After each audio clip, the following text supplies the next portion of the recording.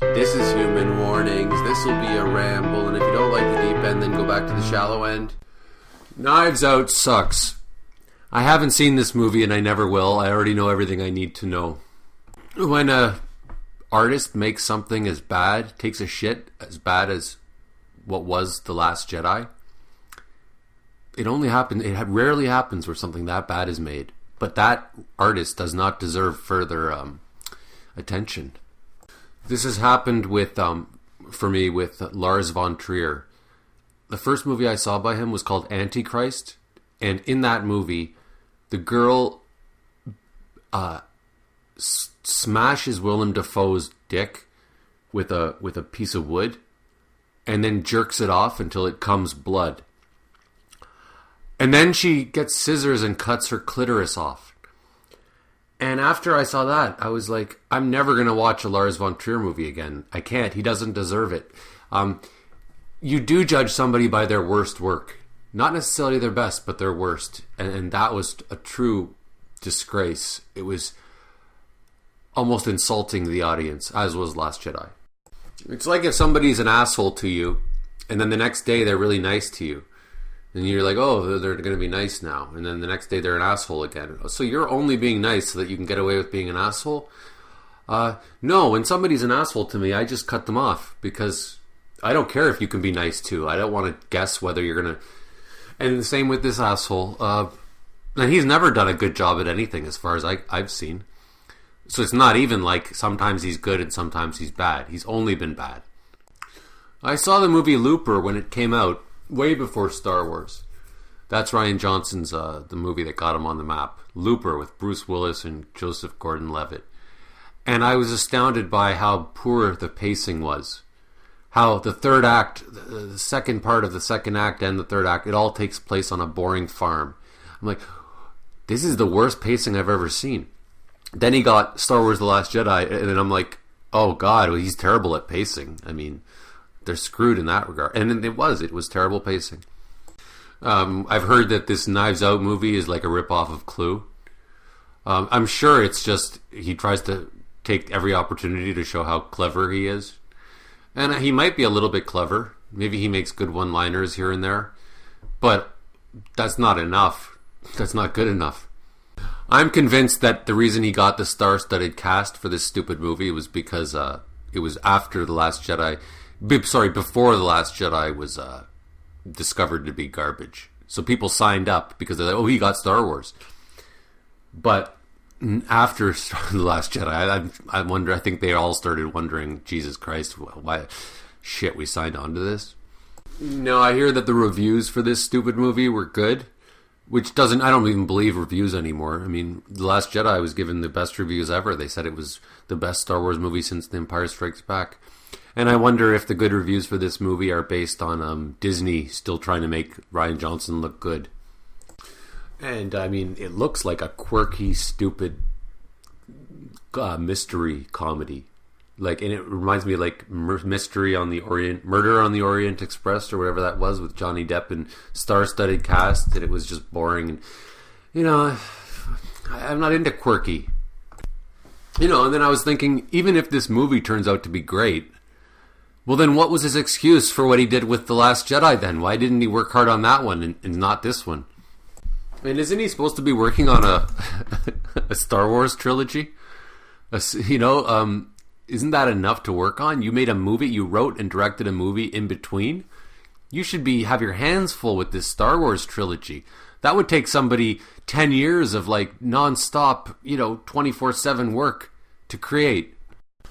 George Lucas was working so hard on the first Star Wars movie at the time that he almost had a heart attack. The doctor said, you gotta lay off a bit, you're gonna have a heart attack. That's how hard he was working. And I'm sure this Knives Out thing is fun little romp. But you need more than a fun little romp after the shit you took with your last movie. You need to do something really, really amazing. I don't think it's even possible to erase that blemish that is your... that's what you're known for, buddy. That's what you'll always be known for. And it does sound kind of like the premise of Clue. Clue was a great movie. That's with Tim Curry. Watch that instead. Maybe I'll download it and watch it instead of this piece of shit. I'll never watch this piece of shit.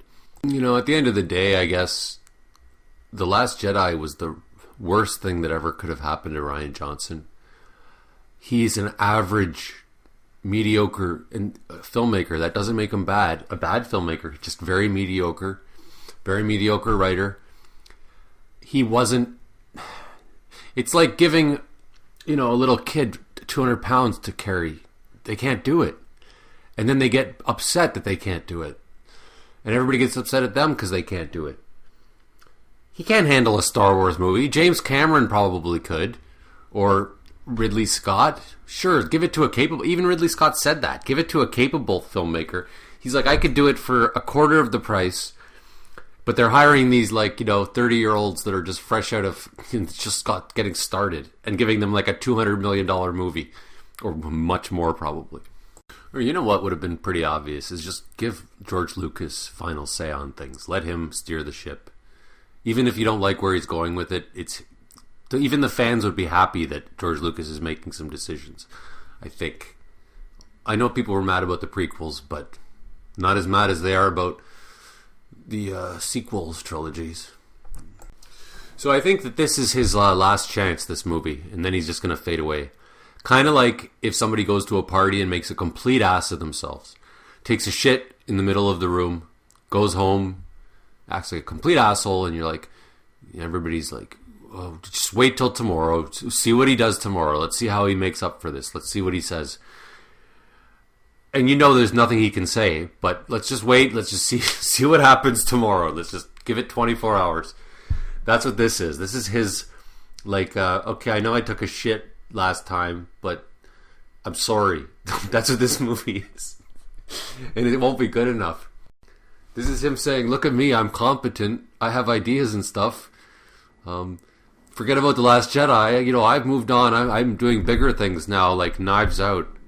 I remember in that documentary, the director in The Jedi, well, how vain, what a title. And he goes, he's talking to his friend, and he goes, this is right when he gets the Star Wars gig, and he's on the phone with his friend, and he says so nonchalant, so casually, he goes, oh yeah, by the way, I got Star Wars. And he's like with his eyes half closed, squint, just so fucking, what's the word? So smug. He's like, yeah, I got Star Wars. Practically blowing on his fingernails. No big deal. He was too stupid to know how lucky he was. It reminds me of, there was an awards show once, 20 years ago, where Luke Perry was, standing beside Dennis Hopper, and they were being interviewed by the paparazzi. And Dennis Hopper was acting all humble and nice, and Luke Perry was acting super arrogant and smug. And I remember thinking, he's too young to know how lucky he is and that this is going to go away and he's never going to have this again. And he's acting like he's cooler than Dennis Hopper. He hasn't learned humility. He's just a kid. And that's kind of like how Rian Johnson handled The Last Jedi. So my pre-review of Knives Out is don't go see it. There's other movies. There's so many good movies that involved hard work. I don't need to see Chris Evans and Christopher Plummer and all these star-studded assholes reciting Rian Johnson's witty lines and running around a house being all wacky. Oh, who killed the guy? I don't know. Was it you? Well, it wasn't me. I was in the den. Well, I was in the kitchen. Oh, what was the weapon? And just fuck it.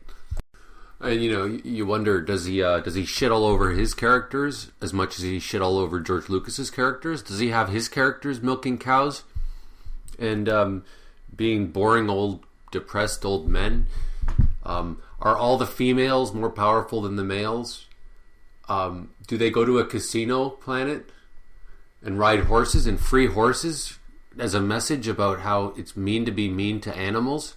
Is there that in this movie? Do they talk about how, are they all vegetarians because it's bad to eat meat? Is that in there?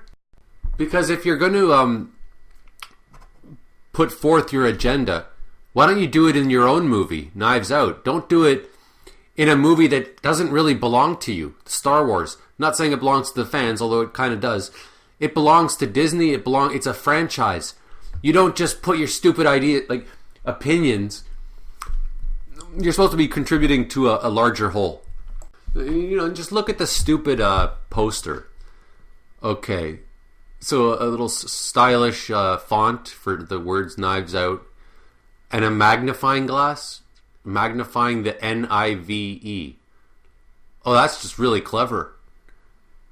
And it's all, what a stupid poster. Like, I judge a book by its cover, and that's a shitty fucking poster. And Knives Out is a terrible title. It's like, well, not terrible, mediocre. It's like, don't bring a knife to a gunfight. Or, turn the other cheek. I will never watch another Rian Johnson movie. The only way I would watch a Rian Johnson movie is if that fictional trilogy, Star Wars trilogy, that he was supposed to be getting, which I never believed in, was happening. I think they just did it because they wanted to generate hype for The Last Jedi and show confidence in it. But I would watch that. I would watch his sequel trilogy just to examine the mind of a moron when he's given free reign and like limitless money to explore his stupid ideas. Like, because that's never been done before. We've never been able to examine a complete moron with unlimited funds to create art. I mean, the closest thing might be Lady Gaga, right? Because she's a moron who tries to do art and it sucks, but she has complete creative control. But this would be even bigger because it would be a trilogy. It would be 3 movies with a moron, like his mind at the center of it. That would be fascinating and hilarious. If you like gays, click like. If you like blacks, comment. If you like women, click notification bell.